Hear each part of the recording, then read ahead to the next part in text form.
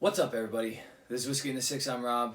Doing the Craigellachie 23-year-old. This is bottled at 46%, aged in a combination of American and European oak casks. This one is really expensive at the LCBO in Ontario. It's about $550. We got this on clearance at the LCBO for a lot less, like $370. And we split it 4 ways between the gentleman you guys have come to know as Silent Bob and Jasper, as well as Jeremy from Sipper Social Club and myself. Now, we've been waiting to try this for a very long time, and because we couldn't get together during COVID, we let this thing sit on my shelf for months unopened. Finally, we got together, we did our 4-way split. I was left with the bottle, which once I'm finished, I'll probably share with Jeremy so that he has the bottle for the review. Gonna nose this, taste it, and give it a mark. Okay, so I found it very interesting that they brag about their quote-unquote sulfury nature of this whiskey.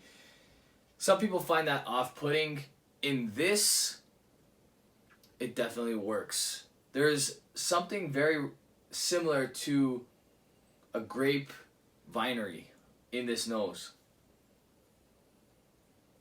Just reminds me of going into my grandparents' garden back in the day when they were growing grapevines along the pergolas made above your head. You could smell the vines, the grapes, sweet, sour kind of note coming from the vines.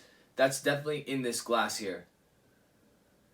So I'm not sure exactly how much European oak is used for it, but it definitely shows some grapiness to it, which I would assume comes from sherry casks. Really, really nice. Almost like a bubblegum kind of note there in the back end, but something very old there as well. Very leathery, very dark. Almost like a leather and wood kind of combination. Like a strong old leather chair. You sit in it, you get that smell from the chair. But then something beautiful and sweet.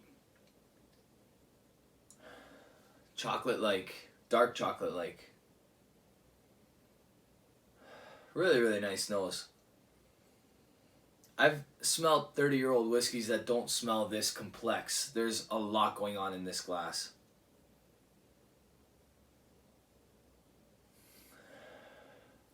Dirty figs and like overripe oranges even.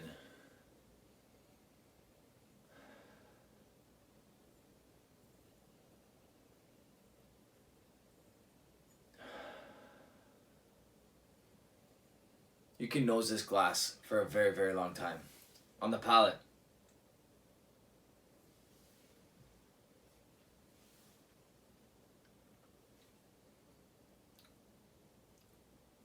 something very unique about this whiskey. Strong espresso note on the finish. Beautiful, long lasting. Really, really nice finish to this.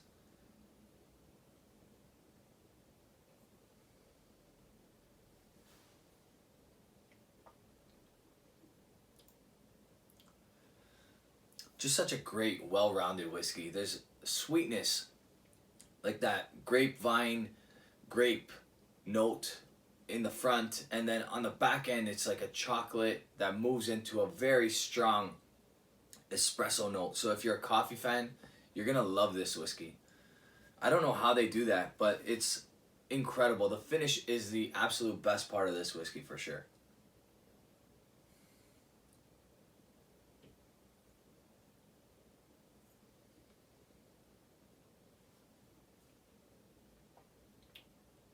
Wow. Definitely special stuff. That finish really wins me over. Honestly, it's such an incredible finish. Beautiful all around. The nose is great. The palate entry and mid palate beautiful as well.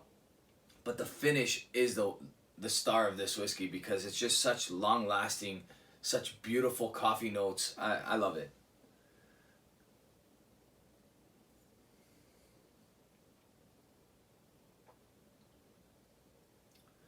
I can't help but compare this to the 2020 Springbank 25-year-old because I got them at about the same time. I tried them at about the same time and was absolutely blown away at how much I like this whiskey better than the Springbank 25-year-old of 2020. So because of that and because of how good this whiskey is, I'm going to have to give this one a 91 at least. It would go as high as a 92, so somewhere there. Really, really great whiskey. I'm still tasting it. Some honey notes peeking in as well.